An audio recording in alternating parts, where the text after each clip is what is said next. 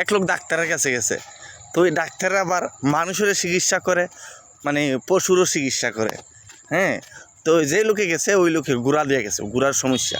কে বলতে, ডাক্তার সাহেব আমার গুড়ার তো কষা, গুড়ার তো ফাহেন হয় না। তো বলতেছে ঠিক আছে, এই একটা ওষুধ দিয়ে দিল, ট্যাবলেট দিয়ে দিল। তো ওই লোকটা বলতেছে, ডাক্তার সাহেব, ডাক্তার সাহেব,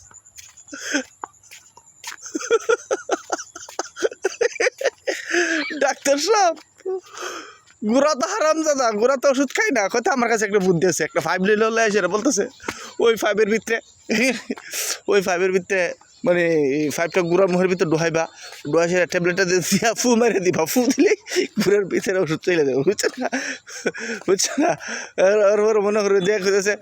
তো ঠিক আছে, তো যেই কাজ মানে যেই কথা এই কাজ লয়ে গেলো বাড়িতে, নিয়ে সে গুড়ার ভিতরে মানে মুখের ভিতরে 5 দিছে, দিয়ে সে ট্যাবলেটটা দিছে, দিয়ে মুখ লাগাইছে। বাস 4 দিন পরে আবার গুড়ার দ্বারা মানে ডাক্তারের দ্বারা গেছে, বুঝছেন। 4 দিন পরে আবার ডাক্তারের কাছে গেছে, গেছে বলতেছে ডাক্তার সব অবস্থাটা খারাপ।